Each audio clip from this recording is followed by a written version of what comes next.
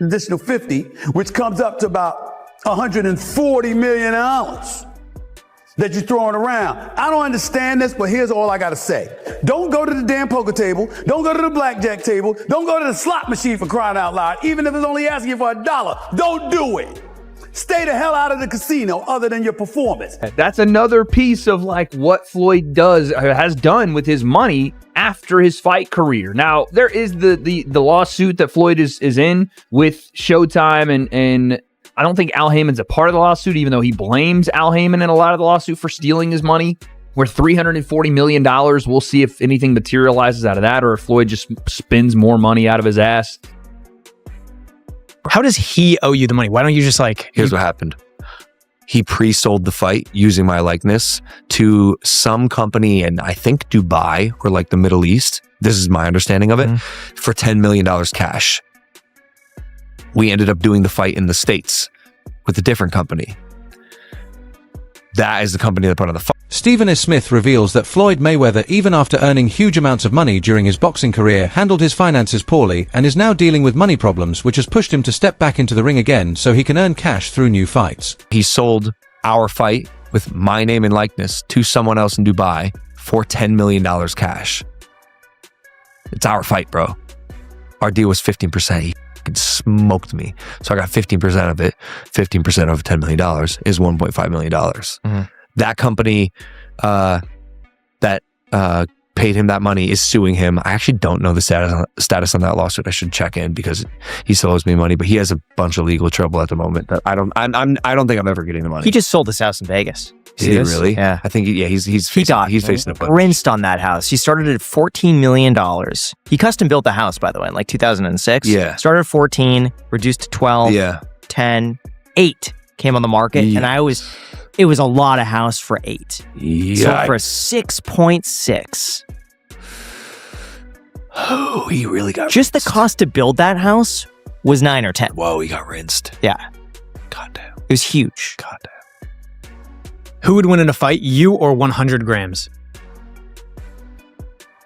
Probably 100 grams. Is a lot. 100 grams. It's a lot of people. Logan Paul claims that Floyd Mayweather sold the rights of their exhibition fight in advance to a company in Dubai for $10 million and says that Mayweather has still not paid him the percentage of money that was promised in their agreement. Even as much money as he's made in his career, which he's probably made as much, if not more money than any boxer ever.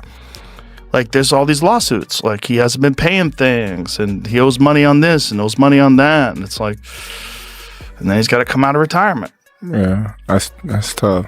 Yeah. That's tough. I think it's just the lifestyle that Floyd lived. Yes. I think he can't fathom to just live a modest lifestyle. It's like he got to be lavish. Right. He's got to have those videos where it shows you all the watches, where he opens the case up, you know. All the money. He got to show that he got $1 million in his backpack. And, you know, he got the latest watch and the latest car, and look what I just bought. And when you get into latest watches and latest cars, you get into that like, boy, that money goes quick. Yeah. Bugattis are like $3 million. There's watches that are $3-5 million. That's crazy. Wade Plemon wrote on X that he had already warned people that Floyd owes many individuals large amounts of money and does not actually have the funds to pay them back, and in another post he claimed that several of Floyd's commercial properties were taken through foreclosure according to Business Insider, and Joe Rogan added that Floyd Mayweather made more money than any fighter in history but still ended up broke because of constant luxury spending, proving that even huge wealth cannot last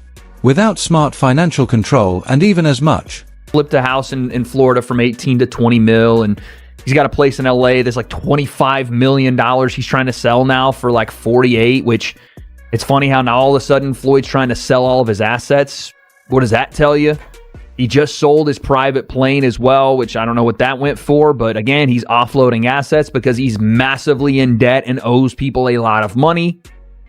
And he's trying to finance something, whether it's legal fees, whether it's other mortgages, whatever. But yeah, getting a net negative of $4 million on the house you built and then put on the market is probably the worst real estate investment you can make. Outside of maybe a strip club that no one goes to except you. Wade Plemons revealed that Floyd Mayweather had to sell his private jet to pay off legal debts, which shows that he owes money to many people and is having a hard time handling the heavy financial pressure and the many payments he is responsible for. Who everyone else gets their stuff from. And he told me, and I'm not going to say who it is, but he's like, Mayweather's broke. I said, no. He's like, no, really. Mayweather's broke. Now, I don't know if it's true. Right. This is what this guy told me. I'm like, how could he be broke? He's like, yo, he spends like crazy. Yeah. Spends like crazy. I mean, it only could go but so long. I mean, and you're not fighting. Yeah. Because I don't see Mayweather even doing any goofy shit like that.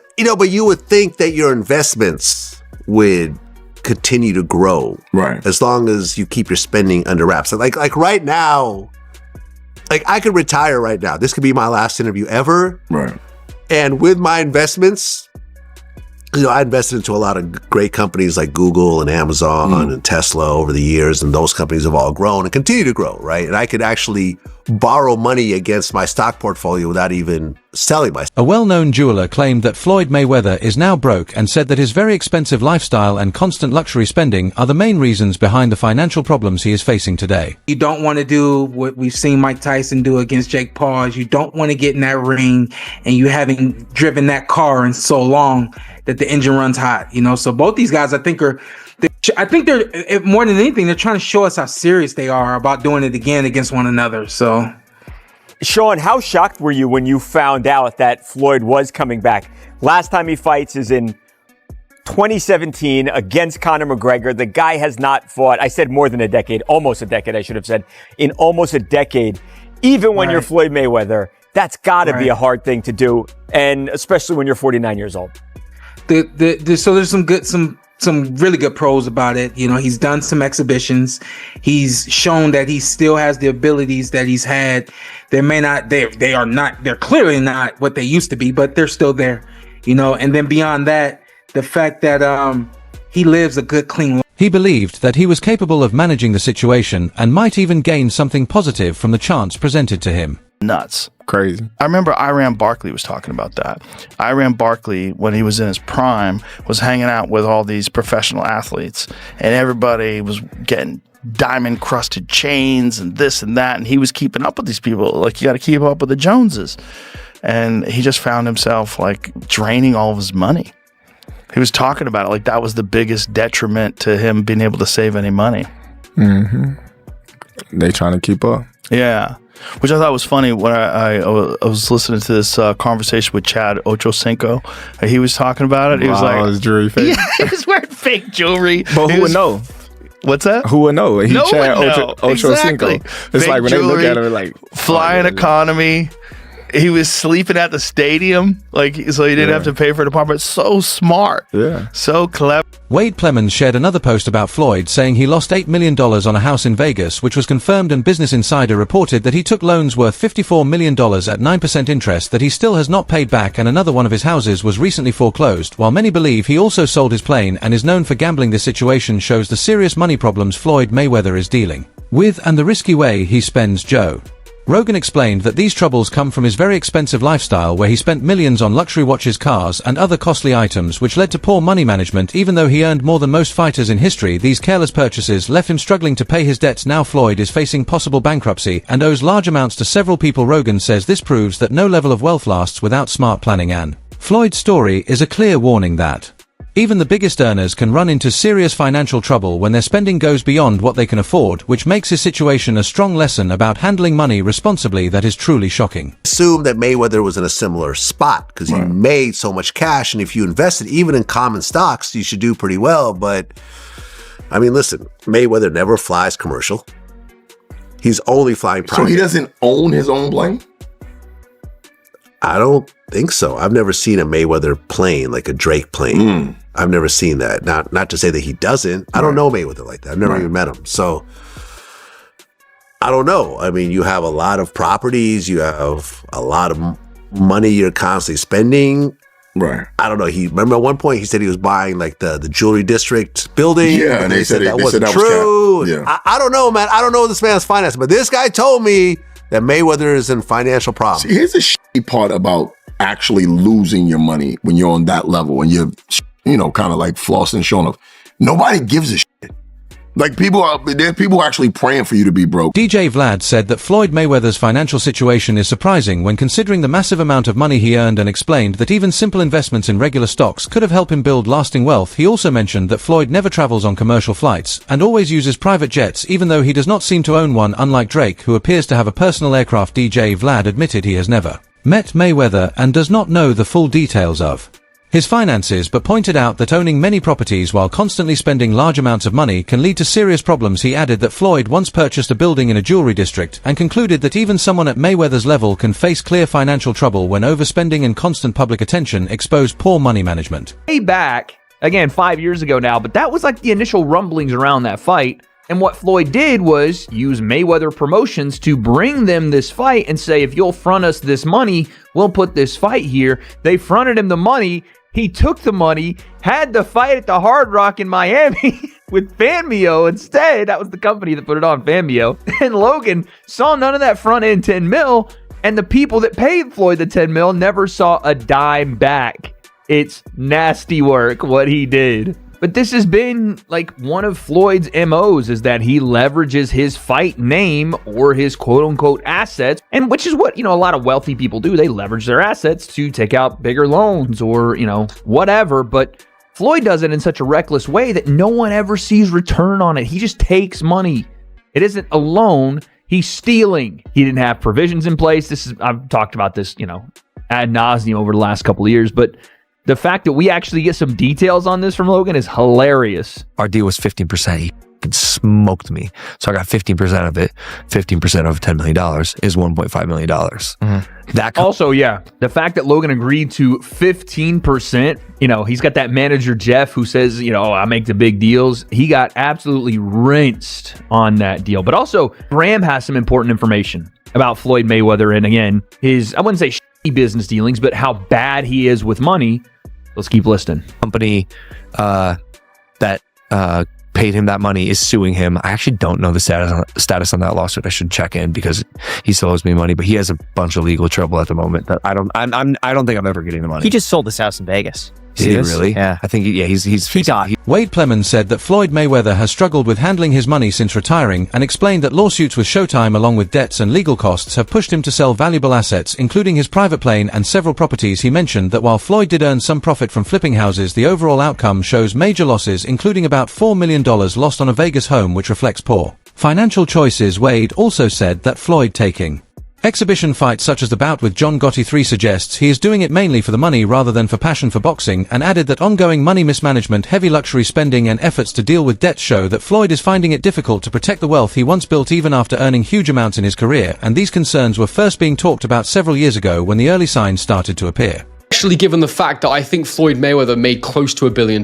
in his career. I mean, his career earnings are absolutely insane. His activities since then almost feel kind of demeaning to his legacy, I suppose you could say. Well, I can tell you that I did a little digging, and actually there are a number of lawsuits that are currently active against Floyd Mayweather Jr.'s name, and they're worth a significant amount of money. From controversies around endorsing certain cryptocurrencies, to millions of dollars worth of unpaid luxury items, and even allegations of unpaid luxury apartment rent. These are all alleged, and these are all the cases that currently exist against him. There's no record of some kind of settlement, and as far as I know, a lot of these are ongoing. To add to that, Mayweather even lodged his own case against Showtime, and he did that this year, reportedly seeking damages of $340 million.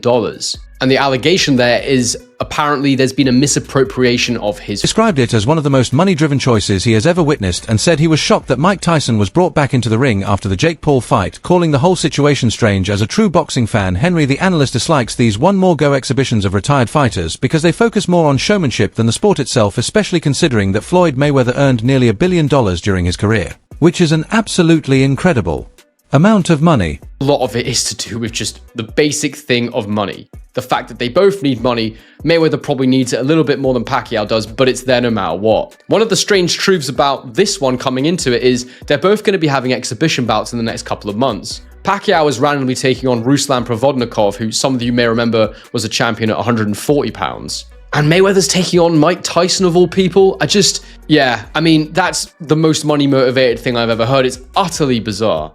And I don't want to see Mike Tyson anywhere near the ring again, especially after that Jake Paul fiasco. This whole thing's incredibly weird. I don't like it. I'm a proper boxing fan, and these fights to me, this OAP stuff they've got going on when they bring back these old fighters for one more go at each other, it's just not something that I particularly enjoy. Now look, it's going to be on Netflix. It's probably going to be a massive event. I'm probably going to end up covering. He notes that the fight will probably draw huge attention on Netflix since both Mayweather and Pacquiao are former champions, and mentions that Pacquiao seems to be in better shape than expected after his match against Mario Barrios, while Mayweather has not had a real fight in years, making it unclear who has more left in the tank. Henry, the analyst, admits that even though he is not a fan of the idea, there is real curiosity around the matchup. He criticizes the fight as mainly a cash grab, saying, Netflix focuses on making money rather than supporting boxing through regular events. He adds that while these spectacle fights bring attention, they do not necessarily help the sport in the long run. Henry recalls the excitement of the first Mayweather-Pacquiao fight, comparing it to major cultural events, but feels the current approach takes advantage of fans overall. He balances his doubts with recognition of fan interest and encourages support for genuine boxing content such as funding documentaries, noting that much of the hype is driven by the spectacle itself. I love the fight. First of all, the fact that he's fighting Mike Tyson. I like that. Why? Because I'm a big Mike Tyson fan. And look, bro, you really can't take it with you. You know what I mean? These guys have an opportunity to be on Netflix and be seen by 40, 50 million people in the fight, in the first fight with Mike Tyson. That's huge. Mike Tyson versus Floyd. I think the highest rated show that has been on television, boxing match that has been in the last, since Ali, probably, definitely since the days of when ABC was showing things. Over 100 million people watched Mike Tyson fight Jake Paul. You can get Mike Tyson, and Floyd Mayweather can do those type of numbers as well. Some analysts think the upcoming 3-fight deal could be very profitable for Floyd Mayweather, but the benefits go beyond just the matches themselves. Each of his opponents in these exhibition fights, including Mike Tyson, has huge star power and guarantees a lot of attention. Mike Tyson alone draws millions of fans around the world, making any event with him generate interest far beyond normal boxing audiences. This kind of exposure can lead to massive financial gains for Mayweather, potentially helping him make up for previous losses and poorly managed earnings. And I really enjoyed the first fight. First of all, the fact there's a lot of money in boxing that comes from Greece.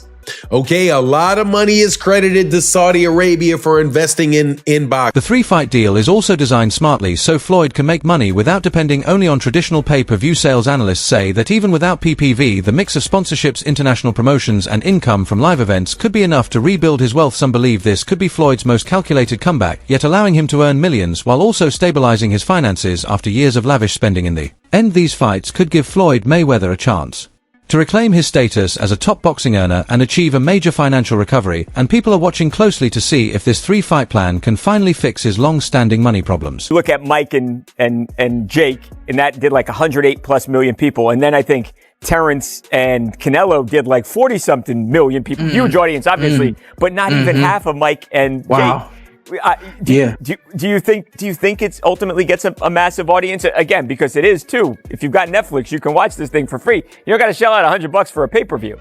Does this knock out the 108 that Tyson and Paul did? That's asking a lot, right?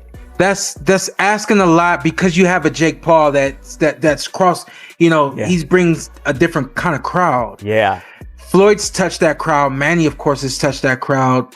But I don't think they're going to pull in 108. Yeah. They 100%, without a shadow of a doubt, they'll do more than 40. I can see them doing maybe 60, 80. But 100 is a little hard to imagine.